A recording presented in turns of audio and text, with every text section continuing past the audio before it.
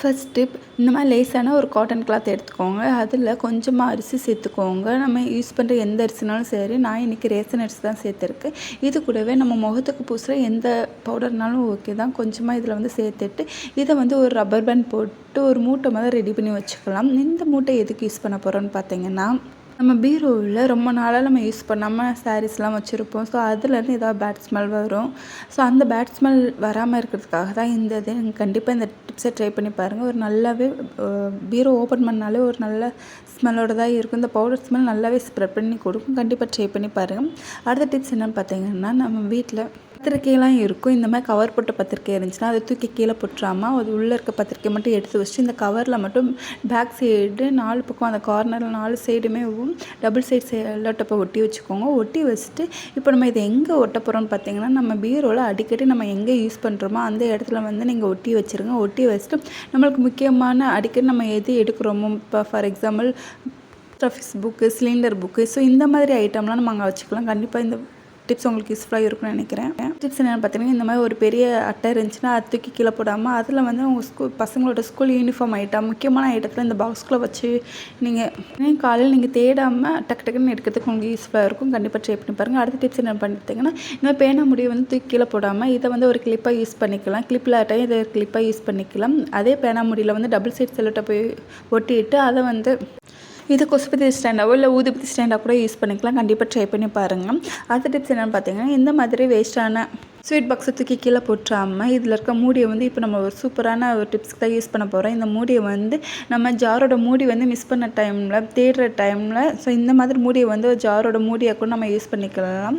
கண்டிப்பாக இந்த டிப்ஸ் வந்து நான் ரொம்ப நாளாக இதை வந்து ஃபாலோ பண்ணிக்கிட்டு இருக்கேன். இந்த டிப்ஸ் உங்களுக்கு கண்டிப்பாக யூஸ்ஃபுல்லாக இருக்கும்னு நினைக்கிறேன். நீங்களும் ட்ரை பண்ணி பாருங்கள். அடுத்த டிப்ஸ் என்னென்னு பார்த்தீங்கன்னா, அடிக்கடி இந்த ஜார் வந்து ரொம்ப டைட் ஆகிக்கிறோம். ஸோ இந்த டைட்டை எப்படி லூஸ் ஆக்கிக்கிறது, நம்ம கடையில் கொடுத்தா நம்ம லூஸ் பண்ண கொண்டு போவோம். ஸோ அந்த மாதிரி இல்லாமல் இது டைட்டாக இருக்கிற டைம்லாம் ஒரு டேபிள் ஸ்பூன் நல்லா தேங்காய் எண்ணெய் வந்து நல்லா ஹீட் பண்ணிக்குவோம். ஹீட் பண்ணிவிட்டு இதில் ஊற்றி விட்டு ஒரு 2 நிமிஷம் அப்படியே விட்டுருங்க. ஸோ அதுக்கப்புறம் இந்த இதை நீங்கள் யூஸ் பண்ணி பார்த்தீங்கன்னா நல்லாவே லூஸ் கிடைக்கும். கண்டிப்பாக நீங்கள் ட்ரை பண்ணி பாருங்கள். இந்த டிப்ஸ் ரொம்பவே எஃபெக்டிவாக இருக்கும். ட்ரை பண்ணி பாருங்கள்.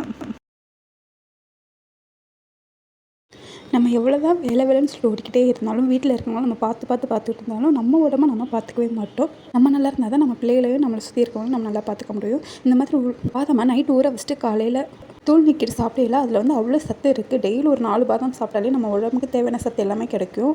முடிஞ்ச அளவுக்கு அட்லீஸ்ட் இந்த பாதாம் மட்டும் கூட 4 எடுத்துக்கோங்க. எல்லாம் எடுக்க முடியலன்னா கூட இந்த பாதாம் மட்டும் கூட நீங்கள் ட்ரை பண்ணி பாருங்கள். அந்தளவுக்கு வந்து இதில் சத்து இருக்குது. புற்றுநோயவே குணப்படுத்துகிற அளவுக்கு இந்த பாதாமில் வந்து சத்து இருக்குது. அடுத்த டிப்ஸ் என்னென்னு பார்த்தீங்கன்னா, சுவிட்ச் போர்டில் நம்ம தண்ணி வச்சு க்ளீன் பண்ணக்கூடாது. ஏன்னா இது எலக்ட்ரிக் ஐட்டம்ல. ஸோ அது வந்து கொஞ்சம் பார்த்து தான் நம்ம க்ளீன் பண்ணணும். ஸோ அதுக்கு வந்து குழந்தை யூஸ் பண்ணுற எரேசரை வச்சு ஈஸியாக க்ளீன் பண்ணிடலாம். லைட்டாக மட்டும் ரப் பண்ணி விடுங்க. அதுக்கப்புறம் இப்போ இந்த கேப்லலாம் பென்சில் பேக் சைடு இருக்கும்ல, அந்த எரேசரை வச்சு நீங்கள் லைட்டாக க்ளீன் பண்ணி விட்டுட்டு ஒரு காட்டன் கிளாத்தை வச்சு தொடச்சி எடுத்துடுங்க. நம்ம சுவிட்ச் பாக்ஸ் வந்து புதுசு போல் இருக்கும். ஒரு பயம் இல்லாமல் நம்ம அழகாக நீட்டாக க்ளீன் பண்ணி எடுத்துடலாம். டிப்ஸ் என்னென்னு பார்த்தீங்கன்னா, இந்த மாதிரி காலண்டர் வந்து காற்றுக்கு வந்து தூக்கி அடிச்சுக்கிட்டே இருக்கும். அந்த ஒரு சத்தம் வந்து நம்மளுக்கு ஒரு டிஸ்டர்பன்ஸாகவே இருக்கும். அதுக்கு வந்து பேனோட மூடியை வந்து 2 சைடும் நீங்கள் மாட்டி விட்டிங்கன்னா அந்த மாதிரி தூக்கவே தூக்காது. பேக் சைடுமே டபுள் சைட் செல்லோட்டை ஒட்டி விட்டிங்கன்னா தூக்கவே தூக்காது. நல்லா சேஃபாகவே இருக்கும். கண்டிப்பாக ட்ரை பண்ணி பாருங்கள்.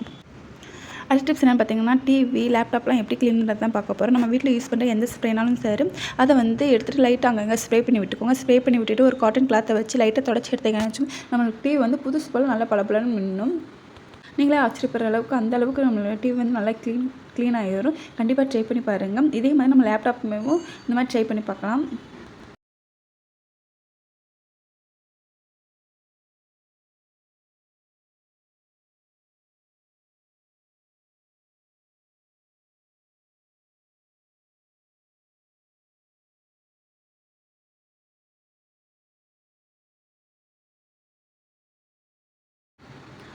இப்போ அடுத்த டிப்ஸ் என்னென்னு பார்த்தீங்கன்னா, எல்லார் வீட்லேயும் இன்ச்சி டேப் வந்து இருக்கும். இது வந்து கண்ணப்படன்னு அங்கங்கன்னு கிடக்கும். இதை வந்து சுருட்டி இந்த மாதிரி பாக்ஸ்லேயோ இல்லை ஷார்ப்னர் பாக்ஸ்லேயோ இந்த மாதிரி சுருட்டி வச்சுட்டா அதை அப்படியே இருக்கும், கலையவே கிடையாது. அடுத்த டிப்ஸ் என்ன பார்த்தீங்கன்னா, இந்த மாதிரி டேப்லெட் வந்து யூஸ் பண்ணாத வேஸ்ட்டான டேப்லெட்டில் பேக் சைடு வந்து இந்த ஃபாயில் பேப்பர் இருக்குமே அதை வந்து லைட்டாக கட் பண்ணி எடுத்துக்கோங்க. கட் பண்ணி எடுத்துகிட்டு இந்த ஸ்க்ரூ அளவாக சென்டரில் ஓட்ட போட்டுட்டு இதை வந்து நீங்கள் டைப் பண்ணி விட்டுக்கோங்க. இது வந்து எதுக்கு இந்த மாதிரி யூஸ் பண்ண பார்த்தீங்கன்னா, அடிக்கடி இந்த ஸ்க்ரூ வந்து நம்மளுக்கு லூஸ் ஆகிக்கிட்டே இருக்கும். ஸோ இந்த மாதிரி பண்ணுறதுனால ஸ்க்ரூ லூஸ் ஆகவே செய்யாது, டைட்டாக